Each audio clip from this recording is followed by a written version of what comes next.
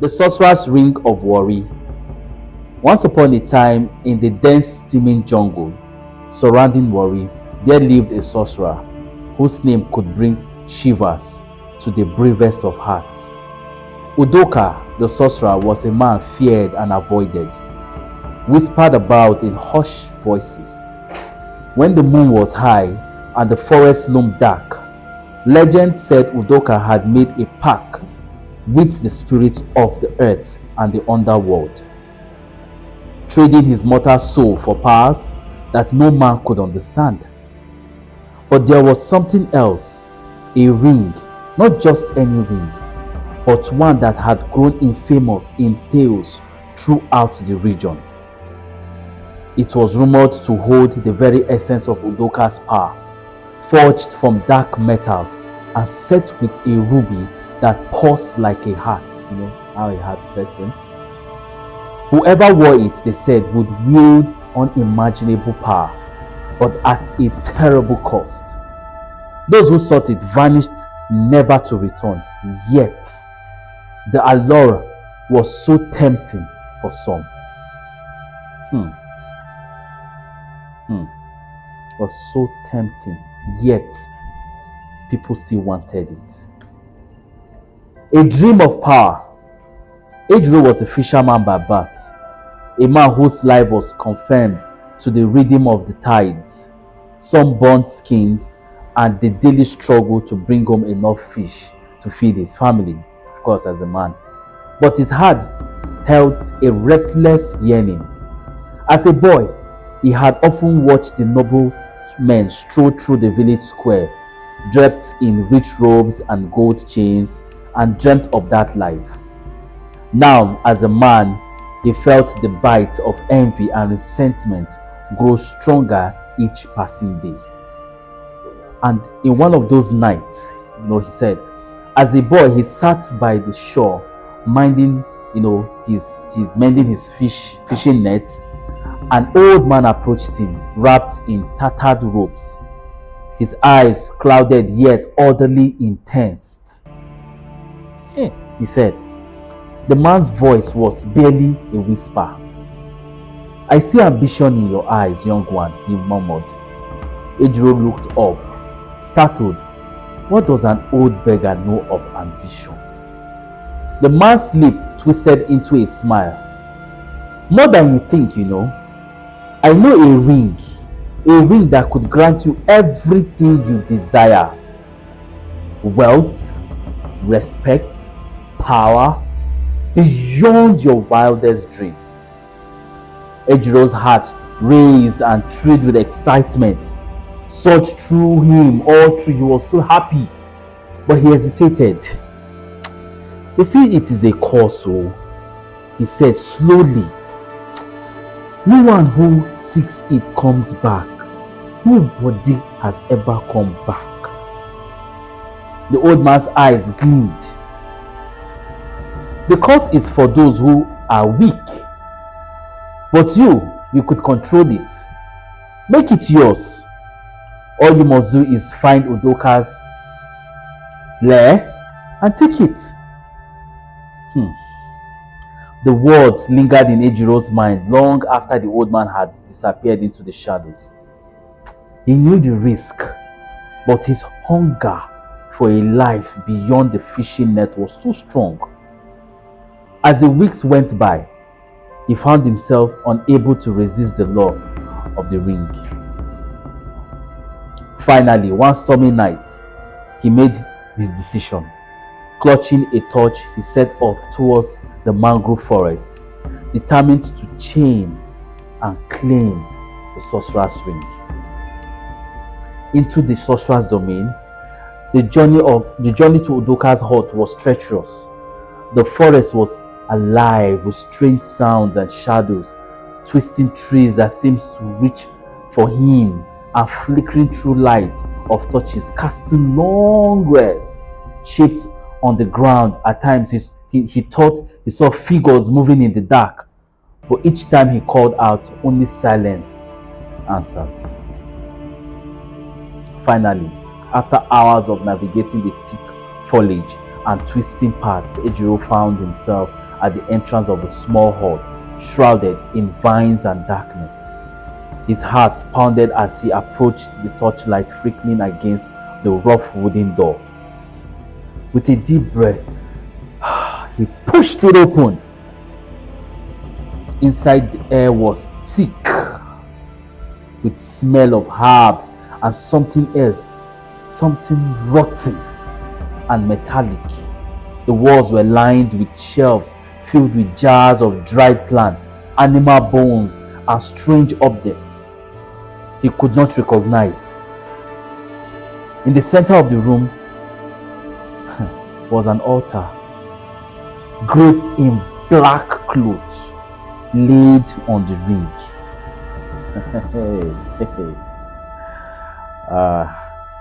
It was beautiful and terrifying at the same time. Its dark metal glittering in the dim light, a ruby stone at its center gleaming like a living eye. He reached for it, fingers trembling. Just as his hand closed around the ring, a voice echoed through the hut. "Who dares steal from me?" Ejiro turned, his heart racing. The shadows, a figure emerged. Udoka was tall and gaunt, his face obscured by darkness, his eyes burned with strange light. "What do you seek, fisherman?" Udoka's voice was like a rumbling of distant thunder. Ejiro swallowed, trying to steady his voice. I seek power, wealth, respect. I am tired of living in the shadows." The sorcerer's lips coiled into a mocking smile. "And you think you are worthy of my ring?" Yes, Ejiro replied, though his voice shook. I will pay whatever price. Please, I will pay. Udoka laughed. A low, chilling sound. "Very well. But remember, this mortal, once you take the ring, there is no turning back. It will give you all that you desire.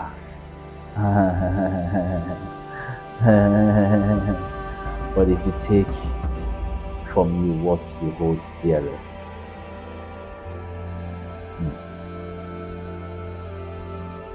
Without another word, he vanished, leaving Ejiro alone with the ring.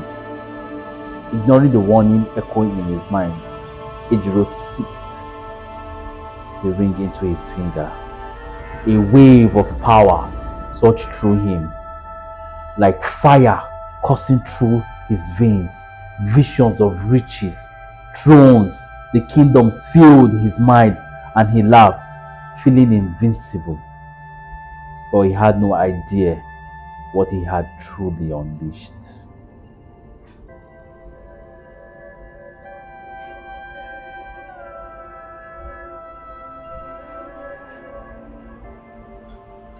The transformation in Ejiro was immediate. In the following days, he rose to a position of power that no one had ever seen before in Warri. His voice commanded respect with a single word, and his every desire was fulfilled. He began wearing rich and dark robes, yes, gold rings, parading through the streets as though he were a king. With a mere gesture, he could control the tides, summon storms, and bend people's will on his will.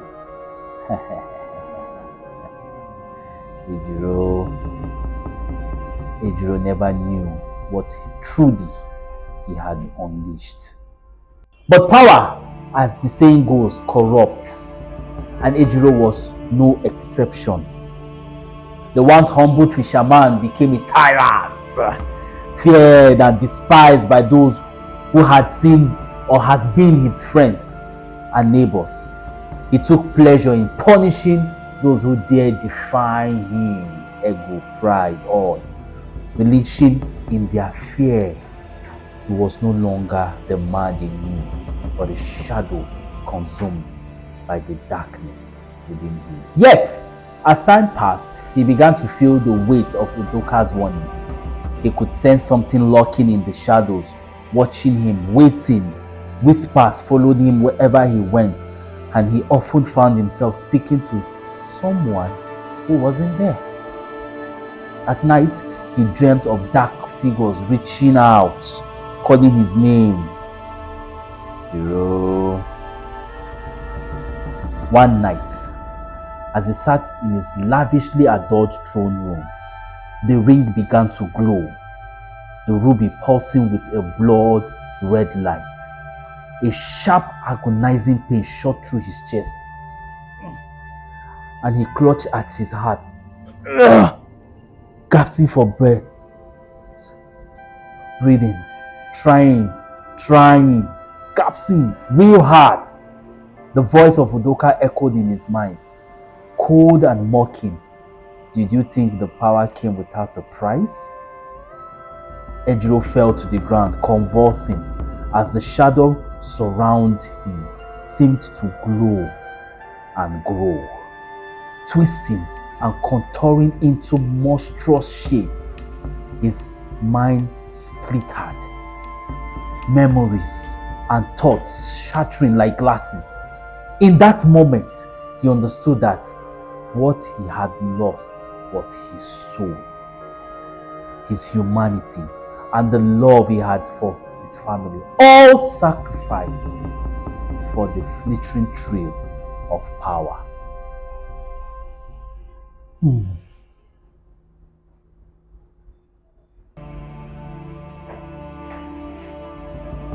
Despite all that, he stumbled out of the throne room and fled into the night, seeking the only person who could free him from the curse. Ejiro staggered through the forest, the shadows whispering and laughing at him. We want you. This power comes with a price. His vision blurred by pain and despair. At last, he found Udoka's hut, collapsing at the sorcerer's feet. Please, he gasped. Take the ring back. Please, take it back. I beg you. Udoka watched him with a cruel smile. Foolish boy. Did I not warn you? Power comes at a cost. Ejiro's voice was barely a whisper. I will give you everything. Anything. Just release me from this curse. Please, release me from this curse. Please. The sorcerer's eyes gleamed with satisfaction. Very well. But know this. You will be left with nothing. Absolutely nothing. Not even your memories of who you were once. In a flash, Udoka removed the ring from Ejiro's finger, and in that instant, all of Ejiro's power faded, leaving him empty, broken, stripped of humanity. Ejiro returned to Warri, no longer a tyrant, but a hollow shell of a man, a cautionary tale whispered in the town's darkest hour.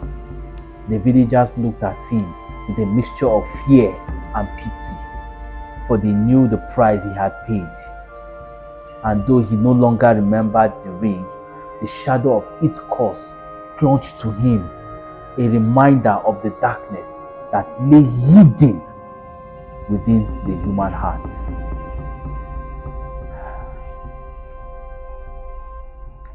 The sorcerer's ring laid once again on Udoka's altar, waiting for the next soul, bold enough or foolish enough to seek it out.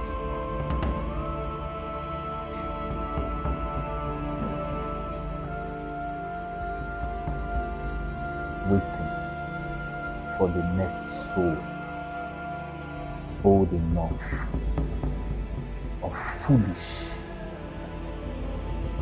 to sort it out.